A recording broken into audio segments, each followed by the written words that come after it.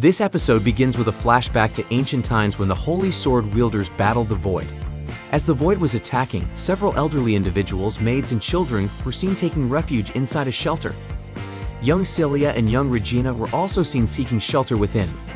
Regina appeared greatly frightened by the booming sounds of explosions from outside, and Celia tried to comfort her. Celia mentioned that her father was leading the battle. While they were talking, suddenly there was a loud explosion and vibration. The people in the shelter became frightened, and Celia was very worried about her father, mother, and older sister who were fighting. After enduring that period of warfare and as things started to calm down, the shelter's door opened. Regina and Celia exited the shelter and looked outside. There was no more fighting, but the city appeared severely damaged. Even large buildings had collapsed. Celia and Regina could only stare in silence at the scene.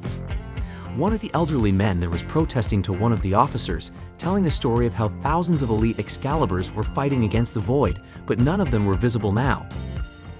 Celia suddenly hung her head and cried, apologizing to Regina for lying to her. She had said that everything would be fine, but it wasn't. The scene shifts back to the present, where Celia, Regina, and Leo are still traveling in their vehicle towards the academy.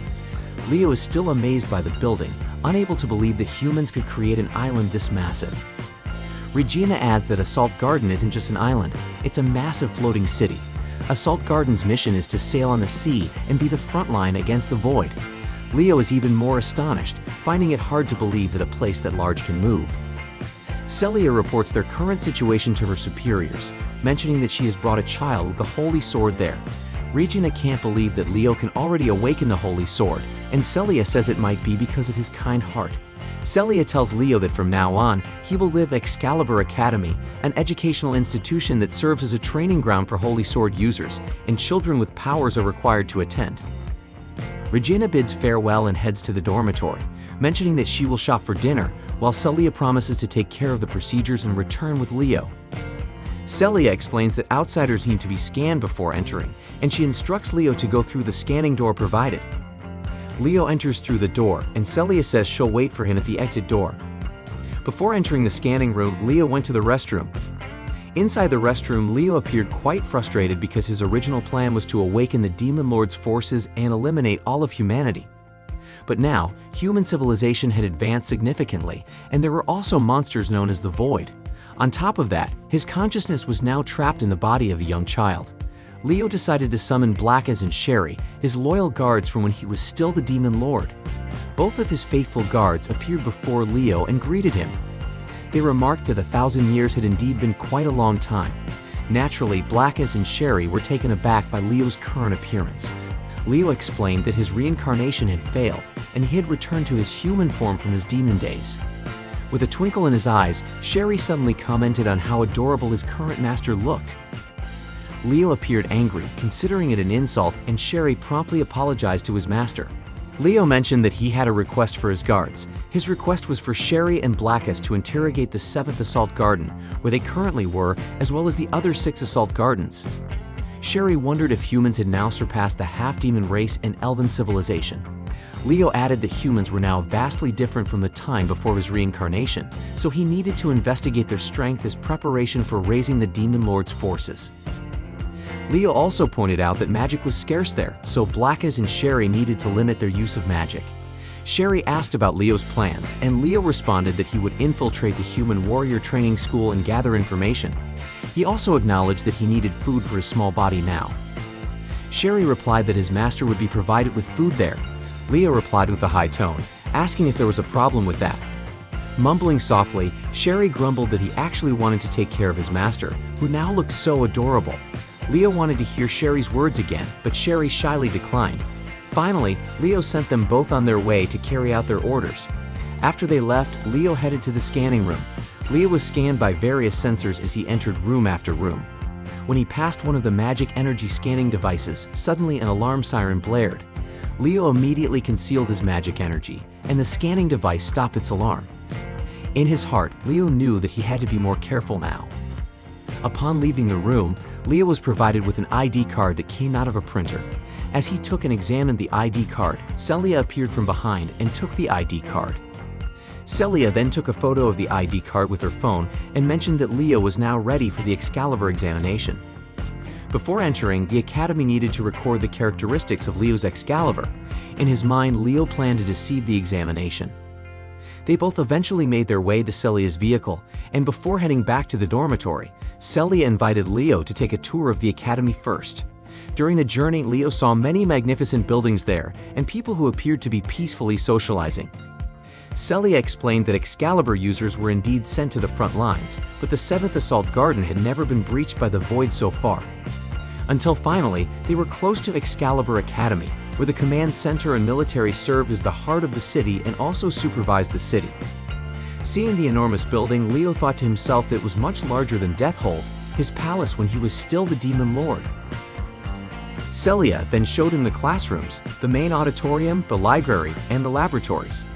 Celia added that there was also a dance hall, entertainment area, and dormitories, and near the dormitories was a large bathhouse. Leo then asked about the dance hall and the large bathhouse because, in his opinion, facilities like that were never present in the military. Celia explained that Excalibur was a power that originated from the user's heart, and if their heart was sad, their power would not be at its peak. While touring, Celia suddenly felt weak, but she said it was nothing. Celia also mentioned that after resting in the dormitory, she needed to train to obtain her Excalibur. On the way, Leo encountered 2 women who admired him and said that a cute little child like him could also become a Demon Lord in the future. Leo was momentarily surprised to hear that, but thought it was unlikely that they knew his true identity. Shortly after, Leo and Celia crossed paths with Musil Rhodes and his entourage. Rhodes immediately commented on Celia's injuries, saying that she got hurt because she took on missions beyond her capabilities. Celia ignored the taunt and immediately asked Leo to leave with her. Rhodes blocked their path. When Rhodes saw Leo, he mocked Celia, saying that besides forming a band of misfits, Celia was also taking care of a little child. Celia explained that Leo was an Excalibur user. Rhodes was astonished and couldn't believe it. Rhodes invited Celia to join his group and promised that Celia wouldn't be expelled from the academy if she joined his high-level squad. Even Excalibur heirs who couldn't unleash their power like Celia would be safe there. Celia appeared very upset.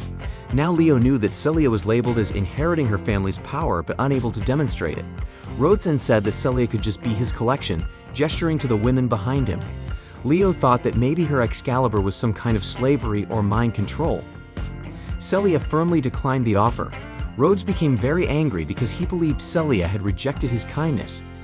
Celia then moved away from Rhodes, but he roughly pulled her hair.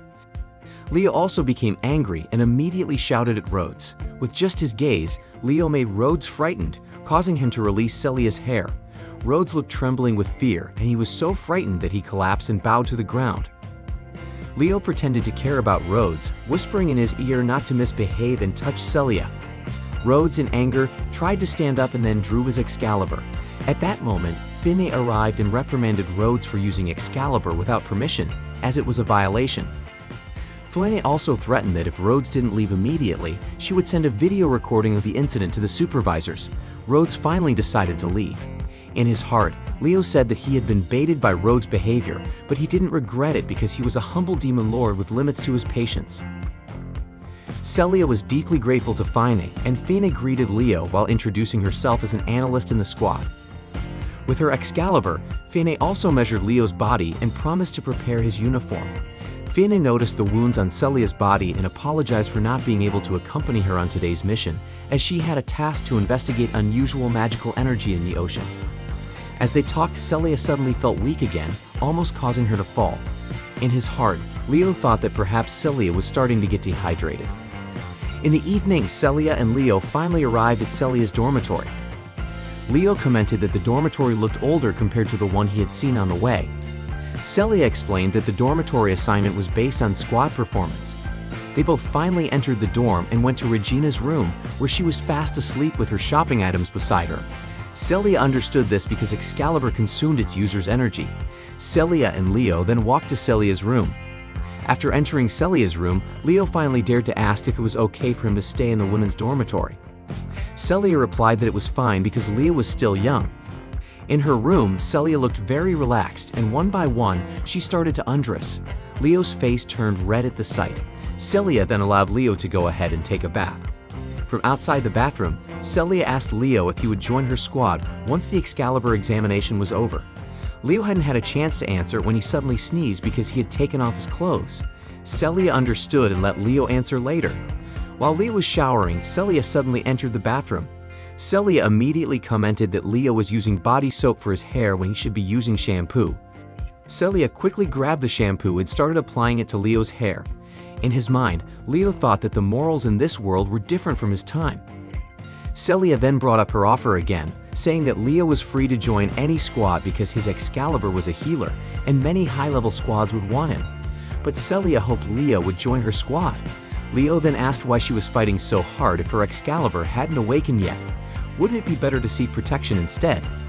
Celia rejected Leo's statement, saying that she didn't want protection but wanted to fight directly. Suddenly, Celia's body became weak again, and she fell to the floor. Leo, witnessing this, touched Celia's thigh, and a symbol appeared on her leg. Celia then got up and immediately bit Leo's neck, like a vampire sucking blood.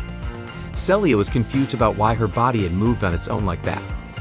Leo then said he had lied and had healed Celia with the power of his Excalibur. He also said that he couldn't bring back a life that had already passed. Celia was, of course, very confused by Leo's words. Leo continued to say that Celia had actually died.